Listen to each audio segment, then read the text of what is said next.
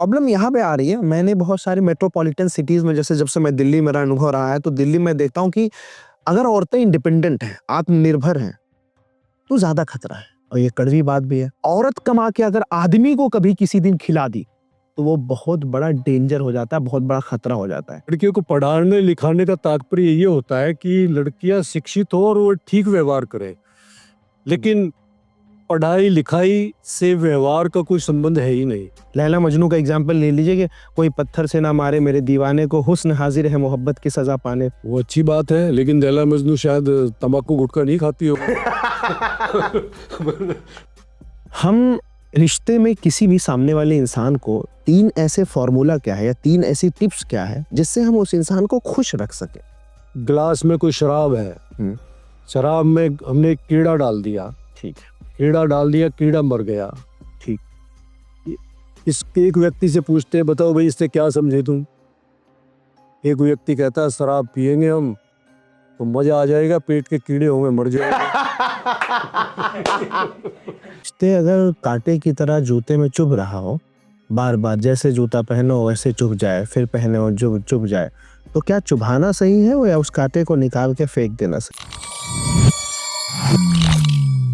जिंदगी जीना आसान नहीं होता, बिना संघर्ष के कोई महान नहीं होता, जब तक ना पड़े हथौड़े की चोट पत्थर भी भगवान नहीं होता।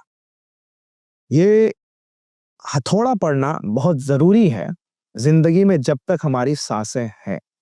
और इस चीज की प्रेरणा, इस चीज का मोटिवेशन और इंस्पिरेशन मुझे एक बहुत ही खास इंसान से मिला हुआ है, और वो इंसान कोई और नहीं, मेरे साथ बैठे हुए श्रीपाल तोमर सर।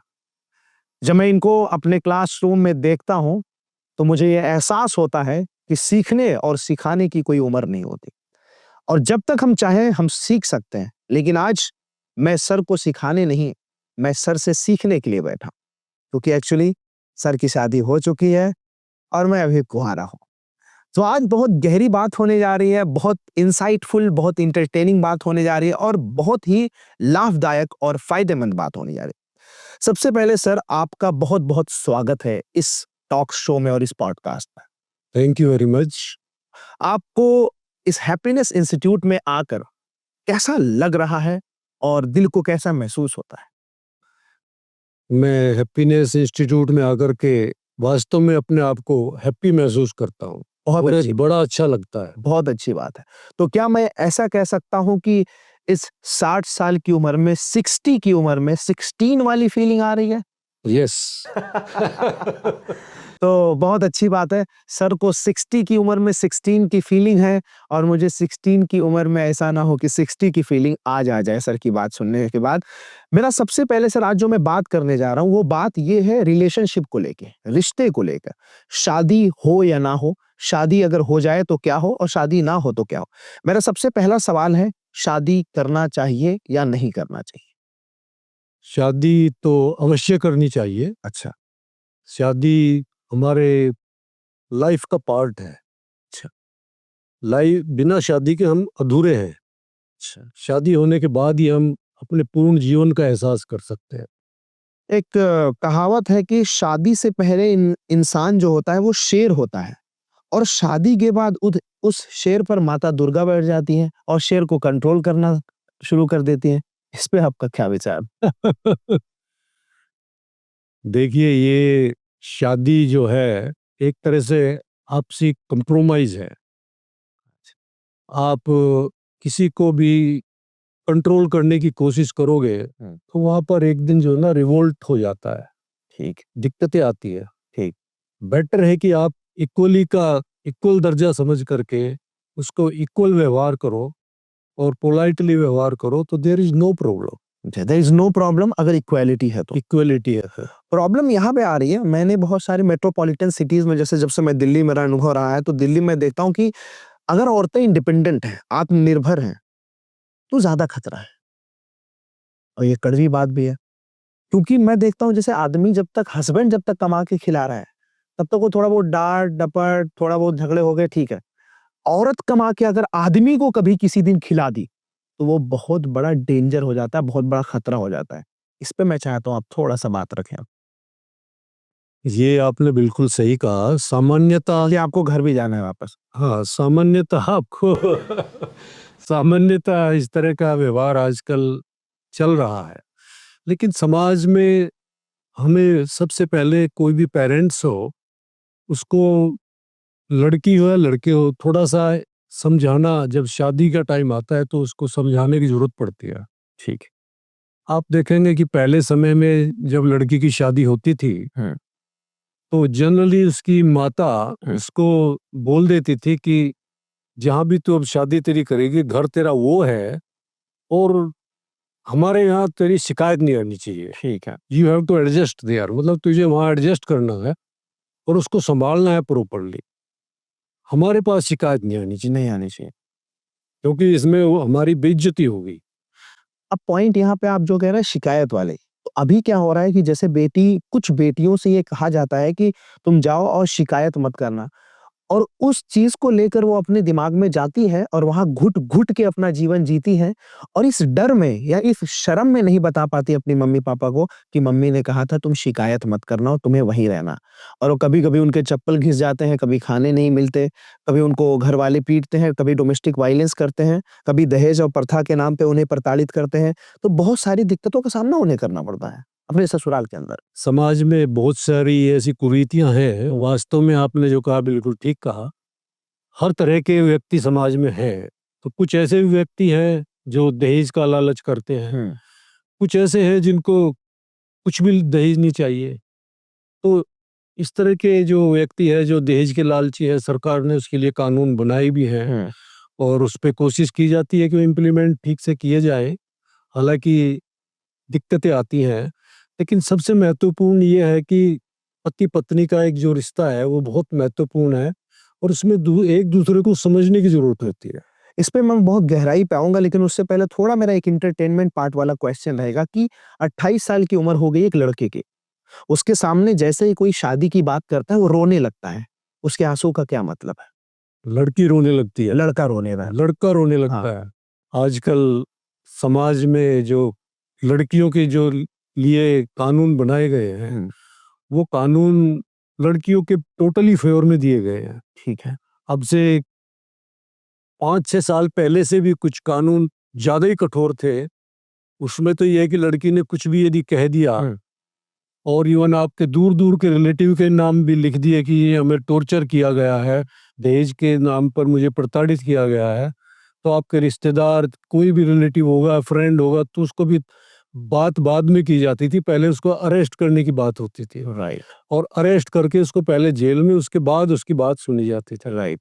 तो ये कुछ टाइम पहले से ये इसमें कुछ परिवर्तन किया गया क्योंकि बहुत इसका मिसयूज़ किया जा रहा था। नहीं, मेरा एक सवाल ये है, मान लीजिए मेरी उम्र है 27 साल। तो यशपाल सर ने बात की शादी की और जैसे मैं शादी का नाम सुनता हूँ, मेरी आँखों से आँसू निकलने लगता है। मेरी शादी हुई भी नहीं है, कुछ ऐसा है भी नहीं। फिर आपने पूछा, "अरे! आँसू क्यों निकल रहा है?" मैं बता नहीं पा रहा हूँ। तब आप उसपे क्या साइकोलॉजी लगाएँगे? ये बच्चा 27 साल का क्यों रो रहा है शादी का नाम सुनने के बाद?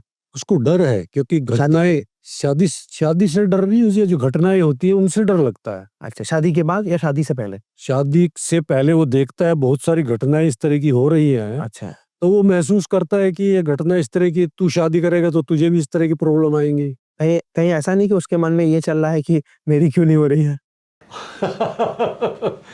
सबके हो गई, इसलिए रो रहा हो? नहीं, ऐसा नहीं होता है नॉर्मली। शादी की बात चल ही गई है तो फिर शादी उसकी होगी, इतना वेट किया है तो नो प्रॉब्लम। राइट, लेकिन उसके दिमाग में ये बातें चलने लगती हैं क्योंकि समाज में बहुत सारी जो आजकल लड़कियां, ज़्यादातर लड़कियां जो कानून का मिसयूज कर रही हैं। हुँ, लड़कियों को पढ़ाने लिखाने का तात्पर्य ये होता है कि लड़कियां शिक्षित हो और वो ठीक व्यवहार करें, लेकिन पढ़ाई लिखाई से व्यवहार का कोई संबंध है ही नहीं। अच्छा कैसे? जो भी स्कूल में चीजें सिखाई जाती हैं, कॉलेज में सिखाई जाती हैं, उसमें व्यवहार संबंधित कोई चीजें सिखाई नहीं जाती। नॉर्मली सामान्यतः मुझे नहीं लगता कि कोई ऐसी चीज सिखाई जाती है। तो जब वो जीवन में उतरती है और पहले लड़कियों की शिक्षा नहीं होती थी, अब शिक्षित है, वो एम्प्लॉयमेंट भी उनको मिले जा रहा है, तो कोई दिक्कत नहीं उनको महसूस होती है। फाइनेंशियली स्ट्रांग है तो वो अपने आप को थोड़ा सा बोल्ड रहने की कोशिश करती है और नहीं, नहीं कुछ। अपने हस्बैंड पर या परिवार पे डोमिनेट करने की कोशिश करती है। ओके। ये आपके साथ भी हो रहा है? मेरे साथ तो ऐसा नहीं हुआ। मैं तो अभी सीनियर सिटीजन हूँ, बेटा है उसके साथ में कई दिक्कतें आई, क्योंकि हमने हम बेटे के साथ नहीं रहा करते थे नॉर्मली। अच्छा। उनको डाइवोर्स का सामना करना पड़ा। नॉर्मली कह रहे थे कि पेरेंट्स साथ में हैं, तो शायद ये प्रॉब्लम कर रहे होंगे, इन्होंने कुछ दिक्कतें की होगी। तो हम नॉर्मली अलग, बेटे के साथ अलग रहता था, हम अलग रहते थे। लेकिन इवन देन अलग रहने के बावजूद भी आरोप हम ही पर लगा दिया जाता है कि भाई इन्होंने प्रॉब्लम खड़ी कर दी। क्योंकि पेरेंट्स तो प्रॉब्लम, यदि लड़के को कोई दिक्कत है, जब लड़का दिक्कत महसूस कर रहा है, तो तब माँ बाप को भी उसके साथ खड़ा होना पड़ता है, देखना पड़ता है कि what is the real problem. What is the real? Otherwise तुम अपना जीवन जी रहे हो, हम अपना जीवन जी रहे हैं, सही बात है। ये हम नो प्रॉब्लम, आप जियो, एंजॉय करो, हमें भी अच्छा लगेगा, उनको भी अच्छा लगेगा। एक सवाल है मेरा सर, कि मान लीजिए मैं घर का बड़ा बेटा हूँ और मैं सारी जिम्मेदारियां लेके चल रहा हूँ, और मेरी शादी हो जाती है, और शादी के बाद मेरी वाइफ, मेरी पत्नी ये कहती है कि आप हमें अलग लेकर रहिए, अपने माता पिता के साथ नहीं, माता पिता का ख्याल रखिए बट अलग लेके रहिए, उनको अलग रखिए, मुझे अलग रखिए।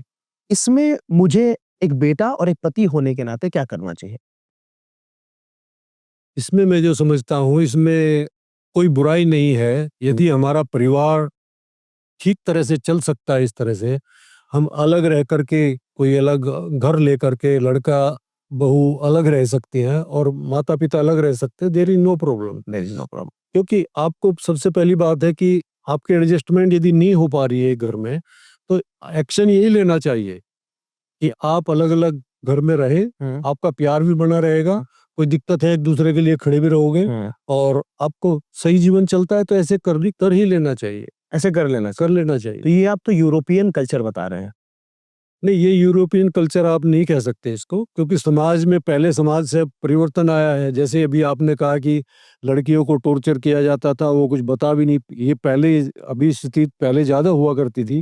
अभी जो बैकवर्ड, जो रूरल एरिया है, वहाँ शायद अभी भी ऐसा होता होगा, बिल्कुल बिल्कुल बिल्कुल। लेकिन पहले सामान्यता ज्यादा होता था, और उसकी उसके कारण वो दब्बूपन महसूस करती थी लड़कियां, राइट। वो एक तरह से दबी हुई, और उनको टॉर्चर महसूस करती थी।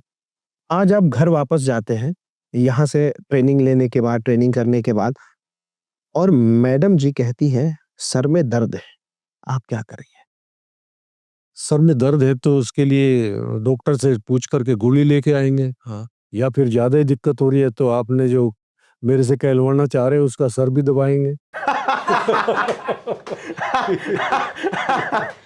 क्योंकि ये पति पत्नी का रिश्ता है, आप कोई दुश्मन तो हो नहीं, आप रहते हैं साथ में, वो आपसे प्यार करती है, आप उससे प्यार करते हो, तो इसमें कोई बुराई नहीं है कि आप उसके सर को सहलाओ और उससे प्यार प्यार से उसके सर को दबाओ, और कोई दिक्कत नहीं, तो आपका करना संदेश, चाहिए। आपका संदेश सभी लोगों के लिए ये है कि जो शादी करें वो अपनी बीवी का सर दबाएं।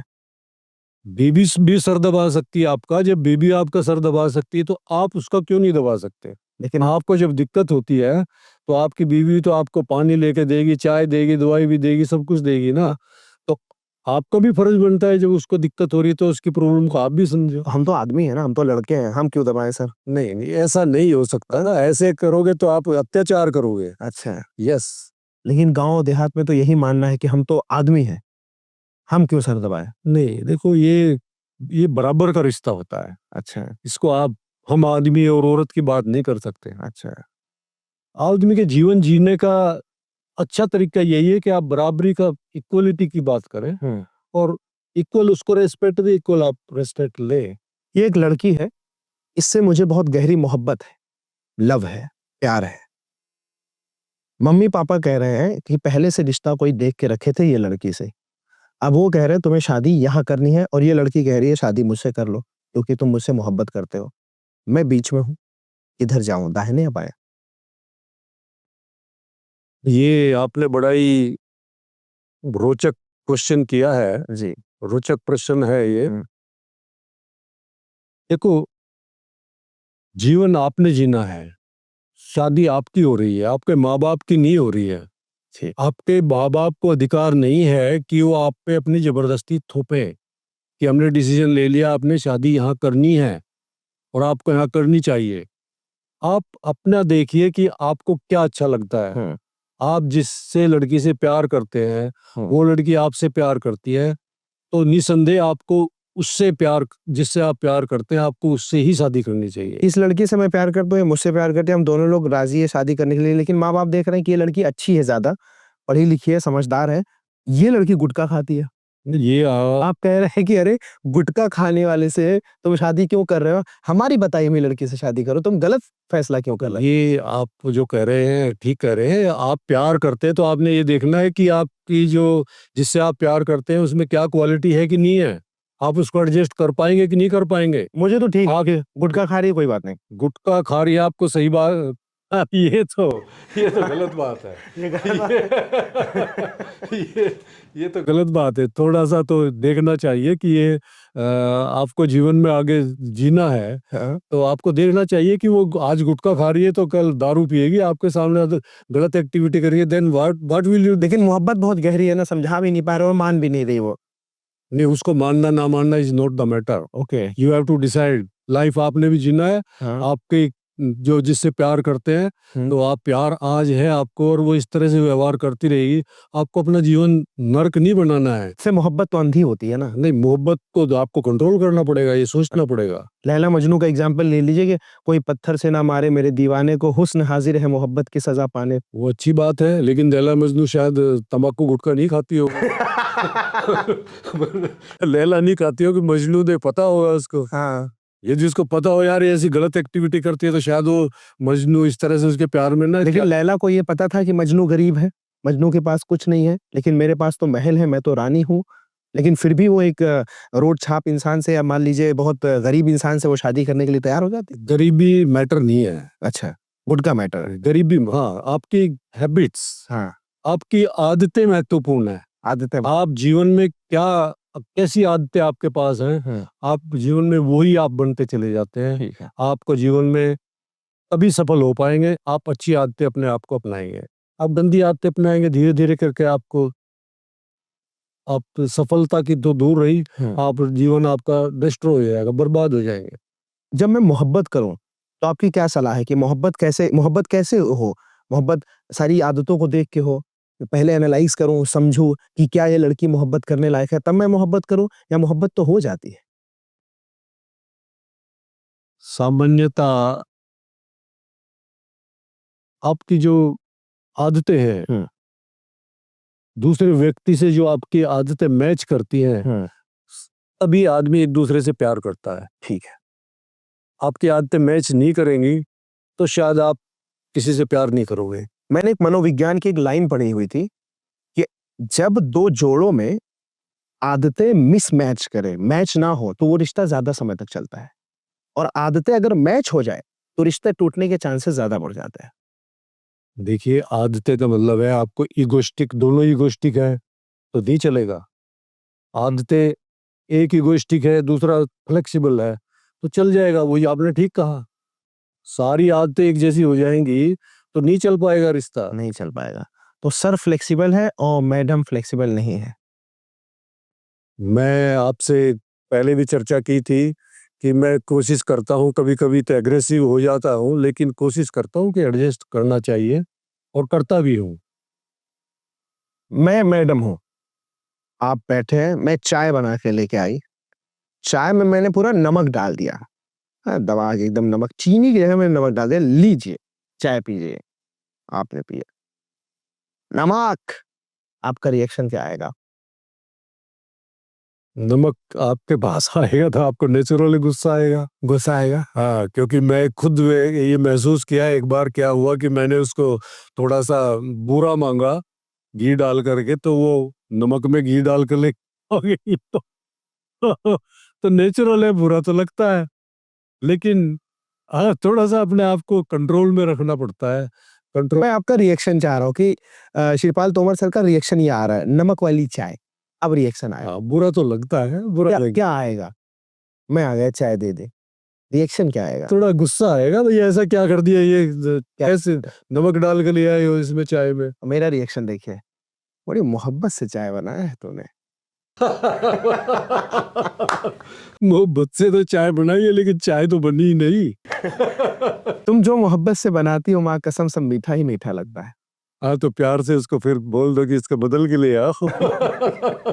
जब इतने प्यार से कोई पेश कर रहा है अपने को खुद महसूस कर रहा है कि शायद गलती तो हुई है लेकिन तो प्यार से उसको सॉर्ट आउट कर ले। सर जैसे हमने इतनी आसानी से सॉर्ट आउट कर लिया, यस ये सब में नहीं होता है। मैंने देखा है और हम लोगों ने कुछ इतिहास में सुना होगा या कहीं न कहीं आर्टिकल पढ़ा होगा कि लोगों के नमक ज़्यादा और कम होने पे अक्सर तलाक हुआ करते थे पहले। कि आज तुमने जो है चीनी में चाय में जो है नमक डाल दिया, तलाक, तलाक, तलाक और रोती हुई भाग रही है। ऐसे कुछ केसेस बहुत नॉर्मल केसेस आए थे मार्केट में। तो मेरे ख्याल से चीज़ें बड़ी हाइपर होने से बड़ी खराब हो जाती है चीज़। हाँ वो कुछ लोग ऐसे कर दिया करते थे। अभी थोड़ा सा परिवर्तन आ चुका है। परिवर्तन आ चुका है। क्योंकि समझ लोगों में थोड़ी बड़ी है कि जीवन को हम चलाएं कैसे। और तो ऐसा नहीं करना चाहिए, इतना एग्रेसिव होना तो उचित नहीं होता है, तो करना भी नहीं चाहिए इस तरह से। ठीक है। हम रिश्ते में किसी भी सामने वाले इंसान को 3 ऐसे फ़ॉर्मूला क्या है या 3 ऐसी टिप्स क्या है जिससे हम उस इंसान को खुश रख सकें? एक दूसरे को हाँ, एक-दूसरे को, सामने वाले को, अपने पार्टनर को या जिससे भी हमारा रिश्ता है, बेटर है कि हम आपस में बातचीत करें अच्छा से, बातचीत करें। क्योंकि लाइकिंग का पता लगे कि कुछ मैं गलतियां कर पा रहा हूँ, तो एक दूसरे से बात करें कि मेरे से कुछ गलतियां हो रही है। तो पति पत्नी का रिश्ता एक ऐसा कि यदि जितना हम ज्यादा समझेंगे आपस में कि पत्नी को पति की कुछ बातें अच्छी नहीं लगती, पति को पत्नी की नहीं लगती हैं, राइट। तो हमें एक दूसरे को चाहिए कि मुझे ये बातें तुम्हारी अच्छी नहीं लगती और तुम बताओ जो तुम्हें अच्छी नहीं लगती वो मैं तुम्हारे लिए नहीं करूंगा, और मुझे जो अच्छी नहीं लगती वो तुम्हें नहीं करनी चाहिए। तो ये मैटर यदि प्यार से बैठ करके सॉर्ट आउट किया जाए तो ये चीजें ज्यादा लंबे टाइम हमारे रिश्ते चलते हैं और हम प्यार से ज्यादा प्यार से रह सकते तो एक तो पॉइंट हो गया कि हम आपस में बातचीत करें, प्यार से हर चीज़ खुल के। दूसरा पॉइंट कोई? हैं। दूसरा पॉइंट तो इसमें मैं नहीं समझता कि वो दूसरा पॉइंट कोई नहीं, सबसे अच्छा तरीका यही है। सबसे अच्छा तरीका। मुझे लगता है कि 3 पॉइंट है, 3 पॉइंट। सुनो, सुनो, सुनो। सुनो सुनो सुनो, कहानी खलास। ये आपने आदमी के लिए कह दी है। आदमी के लिए कहा हो पहले। औरतों को खुश रखना है तो 3 फ़ॉर्मूला बहुत ज़बरदस्त तरीके से काम आएगा। सुनो, सुनो, सुनो। सुनो, ये आपने बिल्कुल सही कहा। ये मैं आज सुबह ही सुबह कुछ बात कर रहा था, तो मेरी बेटी भी मेरे घर में आई हुई थी, तो मैंने कुछ बात कही अपनी पत्नी को और उसने अपना रिएक्शन देना शुरू कर दिया। और वो रिएक्शन कि उसने अपना एक जो बोलते हैं टेप रिकॉर्डर शुरू कर दी। तो मेरी बेटी भी साथ में थी, तो उसने कहा पापा आप कुछ बोलना नहीं है आपको। हाँ, हाँ, तो आपने ठीक कहा कि चुप रहो चुप रहो चुप रहो। हाँ। चुप ही रहना उस टाइम पर अदरवाइज। तो ये तरीका यही है कि जब एक को कोई रिएक्शन अच्छा नहीं लग रहा है, गुस्सा में है, तो दूसरा आदमी ना ही बोले तो अच्छा है। ना ही बोले तो अच्छा है। नहीं बोले तो, क्योंकि उसका रिएक्शन आप करोगे तो एक दूसरे को फिर वो रिएक्शन कुछ ब्लास्ट हो जाता। आपने मोहब्बत की? मोहब्बत की मतलब? आपने मोहब्बत की? मोहब्बत तो पत्नी है तो मोहब्बत से पत्नी तो करता ही है मोहब्बत। उससे पहले? उससे पहले हमारे समय में कुछ स्थिति थोड़ी डिफरेंट हुआ करती थी। अच्छा। तो हमारे कोई स्कूल टाइम में या कॉलेज टाइम में कोई लड़कियां पढ़ा तो करती नहीं थी। तो हमारे जो अब आप शादी में, पूरी शादी में कैसे हुआ क्या हुआ इसमें मत जाओ आप। कहीं कोई घाव हुआ तो उसमें नमक नहीं छिड़कना चाहिए, तो आप इसको मत छेड़िए। क्योंकि हमारा हमारा समय अलग हुआ करता था और बड़े लोग जो कर देते थे वो मानना पड़ता था। तो इस बात का पछतावा है? पछतावा तो कभी कभी होता है कि हमारे साथ में अन्याय तो किया गया है। अच्छा। लेकिन हमने अपने पेरेंट्स से या जो पेरेंट्स का जो डिसीजन था, किसी के दबाव में उन्होंने डिसीजन लिया, हाँ। हमने इसको निभाया है। राइट। भले ही हमें बुरा लगा हो लेकिन हमने निभाया। निभाया आपने। यस। जो आपने बोला ना निभाने वाली बात की, आपने निभाया। आजकल लोग निभा नहीं पा रहे हैं। बड़ी तकलीफें हो रही है निभाने में। पापा की बात खराब लग रही है, रिश्ते में कोई कड़वापन आ जा रहा है, निभा नहीं पा रहे हैं लोग। तो ये निभाया कैसे जाए और निभाना सीखा कैसे जाए? देखो बात ये आती है कि जीवन आपका है, जीना आपने है। ठीक है। अब यदि आप लड़ाई झगड़े में ही लगे रहोगे तो आप अपना भी जीवन नरक बना लेते हो और दूसरे का भी बना लेते हो। तो आपको एडजस्ट करके चलने में ही भलाई है। आप डाइवोर्स लोगे, तलाक ले लेते हैं, फटाफट करके तलाक ले लेते हैं, लेकिन आप फिर शादी कर रहे हैं तो क्या आप समझते हैं कि वो दूसरी शादी में आपको जो लड़की आएगी या जो लड़का आपको मिलेगा, लड़की तलाक ले रही है, बदतमीजी करती है, तो क्या वो आपको आइडियल कंडीशन मिलेगी? There is no ideal condition.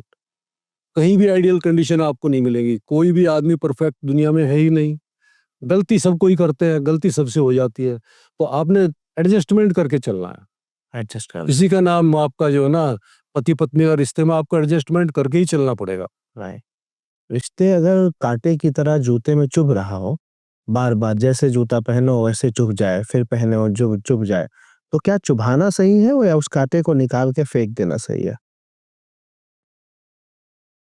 यदि बार-बार कोई रिश्ता आपको चुभ रहा है और वो आप उससे बैठ कर के प्यार से बात कर लीजिए, समझा दीजिए कि मैं आप मुझे आपसे दिक्कत हो रही है, और उसके बावजूद भी कोई नहीं समझ लेता, नहीं समझता है, तो आप उस रिश्ते को दूर हटाने में ही फ़ायदा है। दूर हटाने में क्योंकि जीवन में आपको वो हमेशा ऐसे ही दुःख देता रहेगा और आपका जीवन जो है ना, आप अपना जीवन नहीं जी सकोगे। बट वो रिश्ता ये कह रहा है मैं तो था गुलाब, कांटा तुमने बना दिया। मैं तो था गुलाब, कांटा तुमने कांटा तुमने बना दिया। और अब मैं कांटा बन के तुम्हें ही चुभ रहा हूँ। मैं कांटा बन के तुम्हें ही चुभ रहा हूँ। देखो वो अभी जो बात की मैंने आपसे वही बात की है कि कांटा चुभना ही चाहता है तो उसका इलाज तो कांटा नहीं- चुभ रहा है। हाँ, पॉइंट ये है कि कांटा को कांटा बनाया किसने? वो कांटा कह रहा है, मान लीजिए मैं कांटा हूँ, आपको चुभ रहा हूँ, आपके रिश्ते में मैं कह रहा हूँ मैं कांटा हूँ, मैं कह रहा हूँ कि मैं तो था गुलाब, कांटा तुमने बना दिया। कांटा बन के मैं तुम्हें ही चुभ रहा हूँ। अब तुम मुझे निकाल फेंकोगे, तो मैं फिर से ना गुलाब हो पाऊँगा, ना कांटा रह पाऊँगा। तो मैं तो तुम्हारे साए में जीना चाहता हूँ। मुझे बस अपने साए में और आगोश में रखो।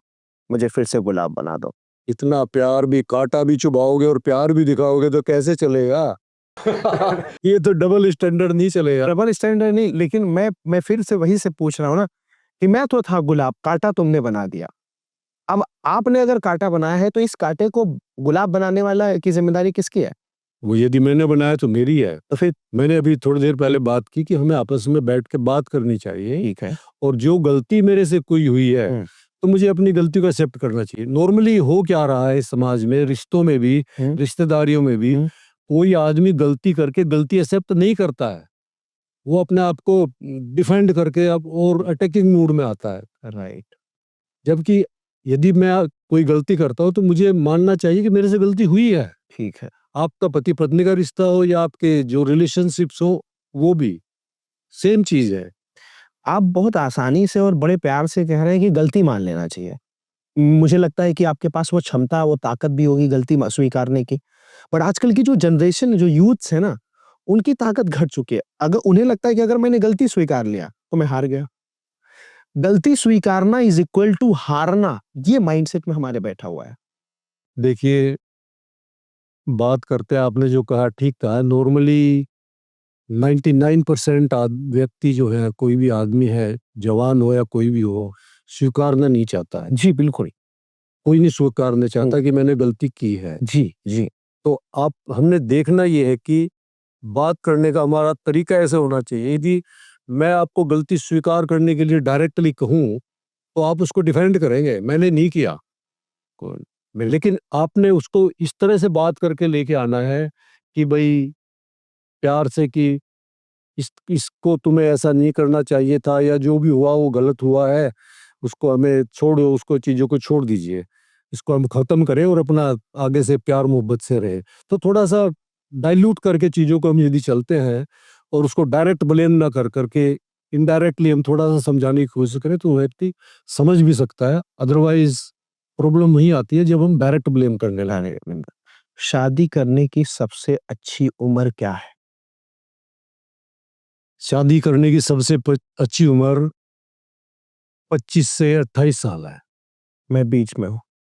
आपकी बिल्कुल राइट टाइम पे, राइट टाइम है आपका, आप शादी कर लीजिए, तो अच्छा है। रिश्ता भेज दो।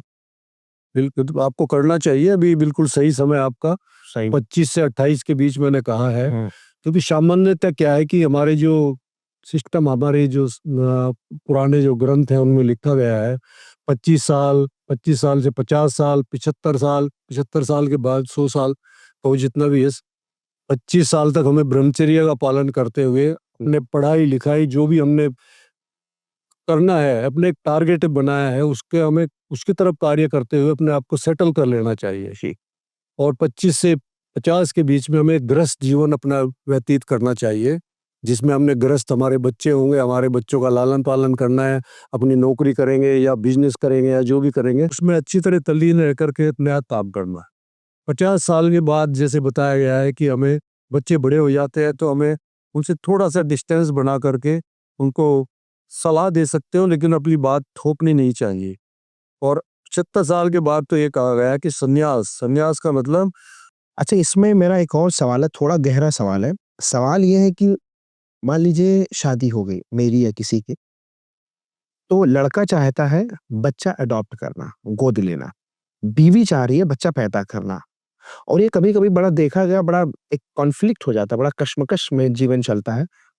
तो किसी का एक पार्टनर का मन है कि बच्चा ना पैदा हो, एक पार्टनर का मन है कि बच्चा पैदा हो। उस वक़्त क्या करें? क्या फैसला लें? बच्चा पैदा करें या बच्चा ना पैदा करें?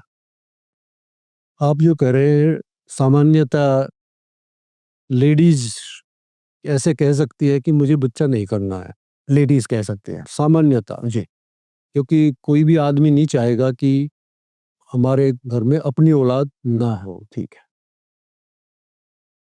लेडीज कई ऐसी घटनाएं, सामान्यतः ऐसा नहीं होता है, लेकिन कुछ औरतें कह सकती हैं। अन्यथा हर औरत भी और आदमी भी चाहता है कि हमारी अपनी औलाद ही होनी चाहिए, लेकिन किसी कारण से कई बच्चा नहीं हो रहा है, किसी औरत को कोई ऐसे कारण है, तो उस केस में अडॉप्ट कर लेना चाहिए। उस केस में अडॉप्ट कर लेना चाहिए। अच्छा, बहुत केसेस में क्या होता है, लेडीज़ को देखा गया जैसे उनको फिगर मेंटेन करने के लिए या उनके काम के प्रेशर की वजह से या उनका जो ऐसा मॉडर्न लाइफ की वजह से, तो वैसे बहुत सारी चीज़ें होती है जिसके तहत वो अपने पति से एक रिक्वेस्ट करती हैं कि हम लोग 5 साल बाद बच्चा करेंगे। जैसे आजकल जो न्यूली वेडिंग हो रही है, जो शादियाँ हो रही है, वो अक्सर वहाँ पे म्यूचुअल अंडरस्टैंडिंग के तहत ऐसा होता है कि हम 5 साल बाद बच्चा करेंगे, 6 साल बाद बच्चे पैदा करेंगे। अच्छा, गाँव देहात में क्या दिक्कत है, अगर 1.5 से 2 साल बच्चे पैदा होने में डिले हुआ, तो गाँव के अड़ोस-पड़ोस रिश्तेदार लोग जो है मज़ाक उड़ाने लगते हैं। कुछ शब्द अनाप-शनाप शब्द यूज़ करके, बाँझपन है, इनके पास ताकत नहीं है, कुछ ऐसी चीज़ें जो इस्तेमाल करते हैं। इस पे थोड़ा मैं चाहता हूँ कि आप सीनियर हैं, आप क्या कहना चाहें? देखिए, ये जीवन है, जीवन तो आपका अपना है। ठीक है। दुनिया है, दुनिया में जिसको जो बोलना है बोलेगा। यदि आप दुनिया के बोलने से अपने आप को दुखी करने लगे, तो आपको जीवन का मजा नहीं रह जाएगा। राइट। आप अपनी तरफ से ठीक रहो, और दुनिया क्या बोल रही है उससे आपको कोई लेना देना नहीं होना चाहिए। क्योंकि हमारा समाज में कुछ ऐसी प्रथाएं उल्टी पुल्टी हैं भी, कि वो समाज के ऐसे करते हैं जैसे समाज का ठेकेदार यही है, लेकिन वो चीजें ठीक नहीं होती हैं। लड़की हो लड़का हो, सबको अपने अपने राइट्स हैं। आप इस उम्र में इतने अच्छे विचार कैसे रखे हुए हैं? आपकी उम्र वाले जो हमारे चचा लोग हैं, उनके विचार तो यही है कि 1.5 साल, 2 साल में बच्चा हो जाना चाहिए। उनके विचार तो ये है कि मोहब्बत भले से हो, लेकिन बाप ने कह दिया शादी यहाँ करनी है तो यहाँ करनी है। आपने इस विचार को इतना मॉडर्न कैसे बना लिया अपने विचारों को? देखो, ऐसा है, ये एक अपना अपना दृष्टिकोण बोलते हैं, एटीट्यूड। ठीक है। अब बात करें तो एक ग्लास में कोई शराब है, हुँ, शराब में हमने एक कीड़ा डाल दिया, ठीक है। कीड़ा मर गया। ठीक। इ- इस एक व्यक्ति से पूछते हैं, बताओ भाई इससे क्या समझे तुम? एक व्यक्ति कहता है शराब पिएंगे हम तो मजा आ जाएगा, पेट के कीड़े होंगे मर जाएंगे। अच्छा, दूसरे व्यक्ति से हम पूछते हैं, दूसरा व्यक्ति कहता है कि यदि हम शराब लगातार पीते रहेंगे, तो जैसे कीड़ा मर गया तो एक दिन हम भी मर जाएंगे। तो ये हमारा सोचने का एक दृष्टिकोण है, एटीट्यूड इसी को कहते हैं, बहुत कि इम्पोर्टेंट। आप किसी चीज से आप क्या समझते हो। हुँ, एक ही पेरेंट्स के 2 बच्चे होते हैं, हम्म, आप लेबर क्लास में चले जाइए, खूब मारपीट होती है। एक दृष्टि के जो संस्थापक हैं, उनसे उनका एक इंटरव्यू मैं सुन रहा था कि हम दिल्ली यूनिवर्सिटी में पढ़ते थे और हम एक औरत को बोला, उसका पति मार रहा था, तो रोज मारता था, हम देखते थे। हम एक दिन 3-4 लड़के चले गए उसके घर में, उसको बोला, भाई तुम क्यों मारते हो इसको, डेली डेली मारते हो। उसकी पत्नी सामने आ गई, तो तुम कौन होते हो भाई ये मारते, मैं तुम मारने का, तुम्हें क्या दिक्कत है। तो कई चीजें समाज में ऐसी, पति पत्नी का एक अलग रिश्ता होता सही है, बात है, आप सही। मार रहे हैं, पीट रहे हैं। अच्छा, दूसरी बात मैं कर रहा हूँ, हाँ, एक ही उसके 2 बच्चे हैं। ठीक है। अब जैसे मारपीट की बात हो रही थी, हाँ, एक बच्चा देखता है मेरा पिता मेरी माँ को ऐसे मारता पीटता है, तो बहुत गलत बात है, ऐसे नहीं होना चाहिए। हमें अपने स्टेटस को बदलना चाहिए, पढ़ाई करनी चाहिए और हमें कुछ करना चाहिए। करना चाहिए। दूसरा बच्चा कहता है कि उसको अपने दिमाग में सोचता है, ठीक है यार, जीवन ऐसे ही चलता है, मार पीट करके हमारी भी शादी हो जाएगी, हम भी ऐसे ही मार पीट करते रहेंगे, दारू वारू पीते रहेंगे। तो ये हमारा दृष्टिकोण है, सोचने का तरीका है, एटीट्यूड जो कहते हैं, हमारा सोचने का तरीका है। राइट, तो ये इंडिविजुअल पर मैन टू मैन डिफर करता है। राइट। कुछ आपकी जो संगति है, संगति भी बहुत इंपॉर्टेंट है। आप स्कूल में या जहाँ भी आप कार्य करते हैं, आपका प्रोफेशनल लाइफ है, तो आपके जो दोस्त होंगे वो जिस किस तरह के दोस्त हैं, ये उस पर भी डिपेंड करता है राइट, कि आपने क्या डायरेक्शन पकड़नी है। गलत आपके दोस्त होंगे तो आप गलत डायरेक्शन में चले जाओगे। मैं अपने लाइफ में देखता हूँ कि हम जब पढ़ते थे तो 10th क्लास तक बहुत ऐसे बच्चे होते थे जो फर्स्ट क्लास अच्छे अच्छे निकलते थे, राइट, राइट। और वो उसके बावजूद में वो कहीं थोड़े कस्बे में चले गए, दोस्त मिल गए, और तो हम तो भाई फिल्म देखनी है, ये देखनी है, वहाँ बेल्ट मार रहे हैं, बजा रहे कर रहे, पढ़ाई की तरफ कोई ध्यान नहीं। मैं अपने ही बात करता हूँ, तो मेरे ही जो परिवार के और 3-4 जो और भी लोग होते थे, मेरा एक वसूल था कि मैं जो स्कूल से आया हूँ, तो आकर के जो भी होमवर्क टीचर ने दिया है वो होमवर्क तो करना ही करना है। उसके अलावा जो पढ़ाया गया है उसको मैं कोशिश करता कि उसी सेम डे रिवाइज कर लूँ, और मैं आकर के अपने उस कार्य में लग जाता था। और मेरे ही परिवार के जो दूसरे सदस्य होते थे, हम्म, वो इधर जा रहे उधर जा रहे, कहीं फिल्म देखने जा रहे, टिकट लेके आओ फिल्म के, वो उसमें लगे रहते थे। अब हुआ क्या, आज मैं जाता हूँ वहां पर देखता हूँ तो उनकी स्थिति बड़ी खराब है।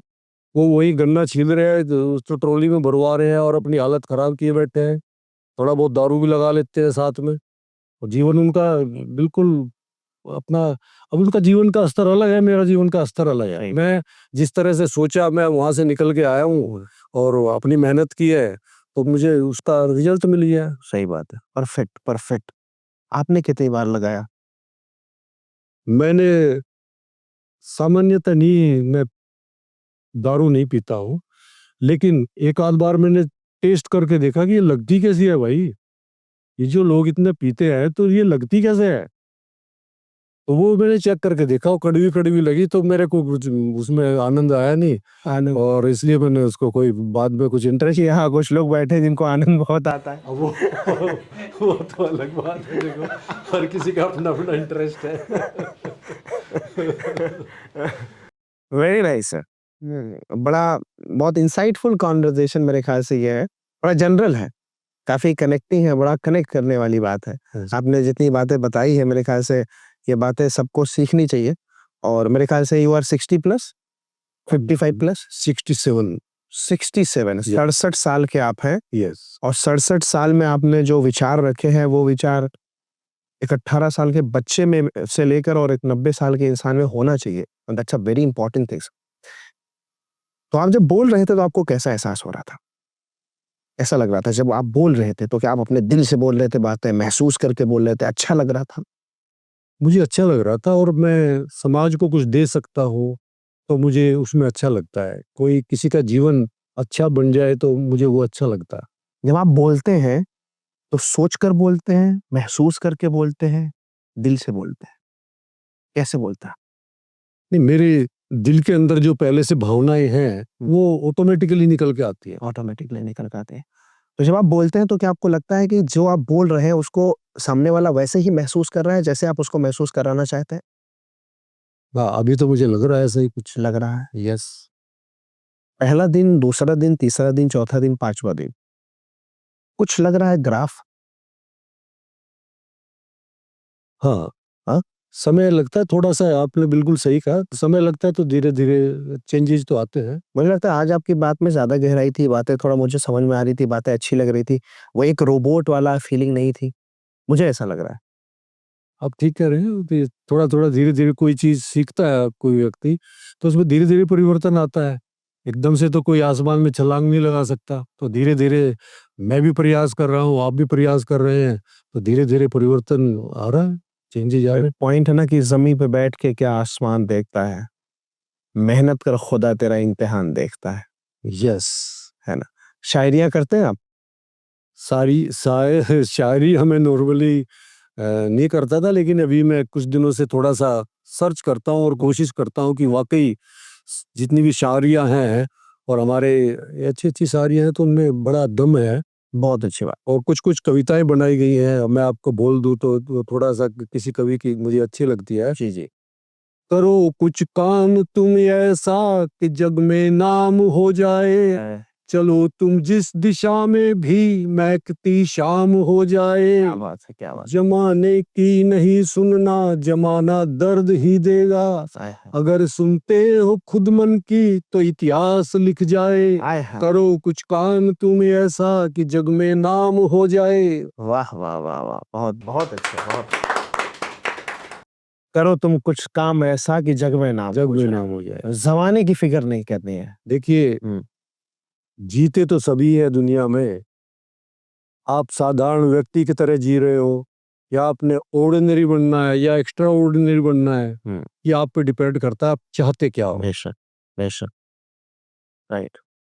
आप इतनी दूर से यहाँ पर आए हो आजमगढ़ से, मैं आपकी मुंह पर तारीफ नहीं करनी चाहिए तारीफ, लेकिन फिर भी मैं कर रहा हूँ, क्योंकि आपने बहुत बड़ी अचीवमेंट आपकी है, और आपने एक इस उम्र में बहुत मेहनत करके इस इंस्टीट्यूट को आप बना रहे हैं और धीरे धीरे करके इम्प्रूवमेंट करते जा रहे हैं। तो मैं आज समझता हूँ कि आपके कुछ ही समय में आप इंस्टीट्यूट को और बहुत आगे लेके जाओ, मुझे लगता है। और मैं आपकी मेरे आपको आशीर्वाद भी है कि आप बढ़ो आगे जीवन में।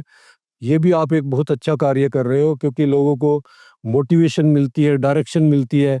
तो जो बातें हम यहाँ पर करते हैं कई बार डिस्कशन में, वो जीवन में इम्प्लीमेंट करेंगे तो उनका आप देखोगे कि उनको बहुत लाभ मिलेगा। यहाँ जब हम बात करते हैं, जितने स्टूडेंट्स आते हैं और अलग अलग उम्र के आपने बैच बनाए हुए हैं, तो जब बात करते हैं तो बातों से ही हम सीखते हैं। दुनिया में हम किसी कोने में बंद कमरे में बैठ के नहीं सीख सकते हैं। हम घर से बाहर निकलते हैं तो मिलते हैं, बात करते हैं, उन्हीं से सीखते हैं what is right, what is wrong. Right. Otherwise आपको पता ही नहीं लगेगा, आप बंद कमरे में बैठे रहो। सही बात। यहाँ आज जितने भी आए कुछ सीखने आते हैं, तो आप यहाँ बात करेंगे, कुछ आप सिखाओगे, कुछ आपस में बात करेंगे, तो इसी से लोगों में इम्प्रूवमेंट आती है। बहुत अच्छी बात है। आपने मेरी ज़िंदगी में ला दिया तूफ़ान है, ला दिया इस मुर्दे में जान है। मैं कहता हूँ आज अपने शब्दों से कि आप महान हैं। अरे thank you, thank you, thank you very much. तो मैं कुछ बातें बोलता हूँ तो आप मेरे साथ उस गहराई में रिपीट करिएगा। ये रहा अब हमारा थोड़ा-सा ट्रेनिंग पिच। वृक्ष हो भले खड़े, वृक्ष हो भले खड़े, हो घने हो बड़े, हो घने हो बड़े, एक पत्र छाँ भी, एक पत्र छाँ भी, माग मत, माग मत, माग मत, माग मत, माग मत, माग मत, अग्निपथ, अग्निपथ, अग्निपथ। अग्निपथ, अग्निपथ, अग्निपथ। तू ना रुकेगा कभी, तू ना रुकेगा कभी, तू ना थमेगा कभी, तू ना थमेगा कभी, तू ना झुकेगा कभी, तू ना झुकेगा कभी, तू ना मुड़ेगा कभी। तू ना मुड़ेगा कभी। कर शपथ, कर शपथ, कर शपथ। कर शपथ, कर शपथ, कर शपथ। अग्निपथ, अग्निपथ, अग्निपथ। अग्निपथ, अग्निपथ, अग्निपथ। क्या गजब का दृश्य है, क्या गजब का दृश्य है, चल रहा मनुष्य है। चल रहा मनुष्य है, अश्रु श्वेत रक्त से, अश्रु श्वेत रक्त से, लथ पथ, लथ पथ, लथ पथ। लथपथ, लथपथ, लथपथ। अग्निपथ, अग्निपथ, अग्निपथ। अग्निपथ, अग्निपथ, अग्निपथ। थोड़ा और फील करके, अग्निपथ, अग्निपथ, अग्निपथ। अग्निपथ, अग्निपथ, अग्निपथ।